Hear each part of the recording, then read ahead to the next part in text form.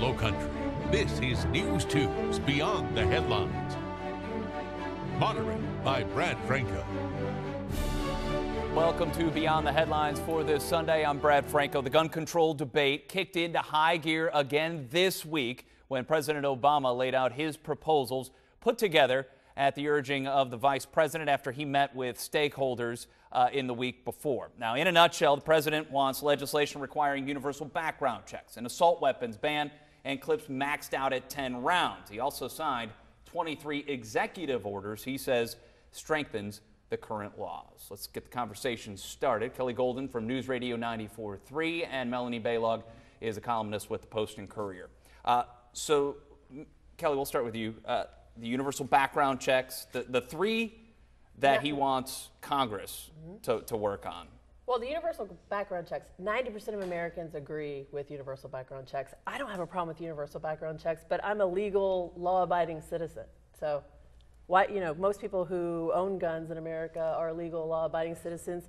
We already have background checks, by the way. I mean, just to put that. What about gun shows and things like that? Yeah, the loophole is, but isn't there. I mean, at the end of the day, still privately, you and I could, buy and sell a gun here right now if I felt like you were.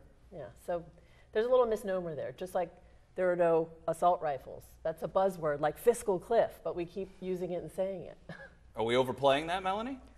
Are we overplaying what? The assault weapons. I mean, I think there's certainly different terminology, but I think the notion that somebody needs a semi-automatic weapon in their home because the Constitution says you have the right to bear arms, I don't think that that's where that's supposed to go. But don't you create a black market by banning something? Like drugs, we're already for seeing instance? It, actually. Look at, if you try to buy any ammo or any guns, the price on all of that has gone up.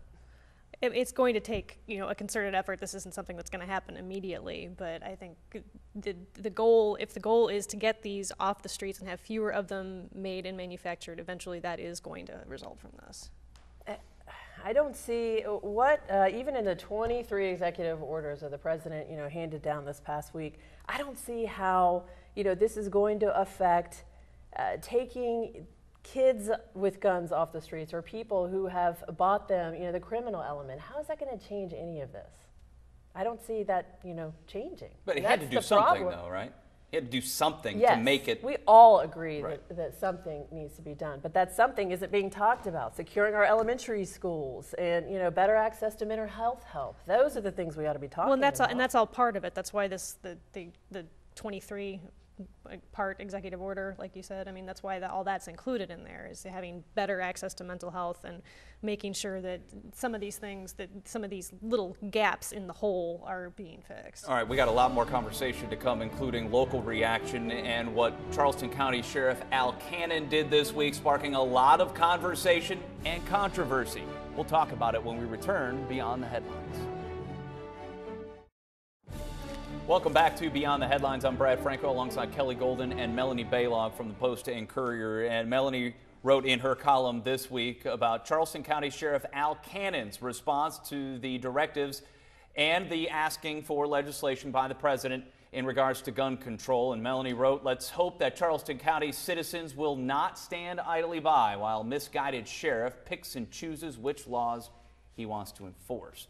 Bring everybody in, he basically said his job is to enforce the Constitution, and some things he feels regarding the Second Amendment are unconstitutional.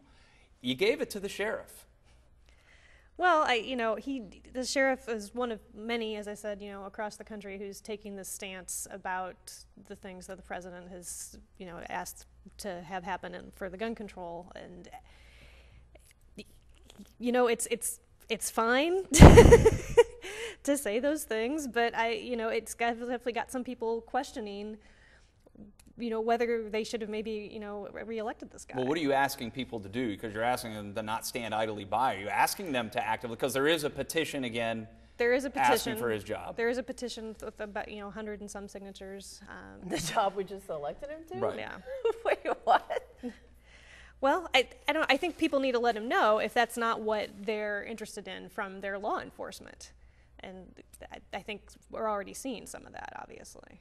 Well, listen, I understand if they don't agree with the sheriff, but look, the sheriff is not the only person who feels like the president, may be doing things, acting with executive order that, smacks of legislation that should go before Congress. That's a fair argument. Well, we've got a mix of things, though. We've got a mix of things that are going to go before Congress, and then we've got some other things that need to be enacted. Right. We had 23 things that, should have been debated. And I think that, the sheriff isn't the only one who people want to say have gone rogue, so to speak. Oregon's sheriff, I know there's a sheriff out of Kentucky, also Texas as well. He's not alone in saying, listen, there's a Second Amendment right. My job is to be all end all, enforce the Constitution, and what is wrong with that? He's not alone, but his opponents are definitely piling on him because of what happened before, and Melanie actually brought it up in her column on Friday in regards to the incident that everybody has talked about now for a long time. Everybody, according to Melanie, and this is a quote from your column on Friday, everybody who thought that the whole slapping a prisoner incident was a one-time thing might be scratching their heads about letting that one blow over. Did it really blow over, though? It did. I mean, I think there was an initial kind of, uprising, and then there was a lot of, yeah, way to go, I would have done the same thing if I was in his shoes kind of thing. And then it was just like, it's all right. Don't do it again. A little slap on the wrist for the sheriff for the slap on the face. We're going to continue the discussion because I know Kelly's going to have a response to this coming up when we return Beyond the Headlines here on News 2. Stay with us.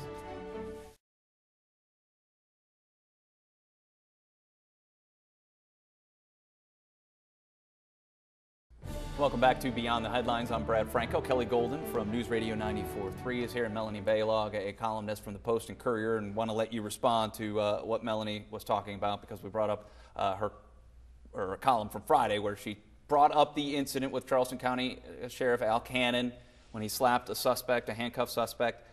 He admitted he was wrong in that. But now this week he has come out again and taken a controversial stance on President Obama's gun proposals. Are we going to be just as critical, or is he a human being? What if that guy needed a slap? And listen, I don't agree with what the sheriff did. It was not right and possibly illegal, but we'll move on from that.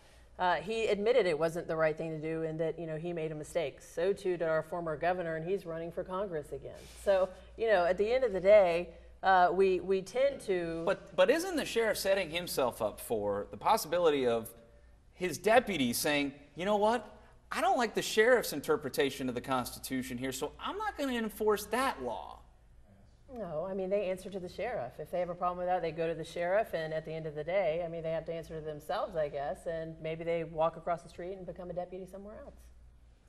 Well, but I mean, that's the argument he was making, though, was that, from his time in the military, he had to assess whether his orders were following the law or not. And it sounds like that you would apply that same thing to the folks who report to him. The laws of the land start with our Constitution, do they not? Am I missing something? No, and he needs to enforce all of the laws, not just some of them, because he's the sheriff. That's his job. We have 1 minute left. Final thoughts. Melanie, start with you. I think we need to look really carefully at what the sheriff's doing here and what kind of message he's sending. Kelly? I think we need to take a step back and include the steps in the process when it comes to Congress and making laws and including people. I think we put representatives in D.C. to speak for us as American citizens of the United States of America, not to just have executive orders handed down with no talk about it. All right. This discussion will no doubt continue as the process continues in Washington. I want to thank our guests once again, Kelly Golden from News Radio 94.3 and Melanie Baylog from the Post and Courier. And thank you for joining us here on Beyond the Headlines. We'll be back again next week with another discussion about what's making news here in the Lowcountry.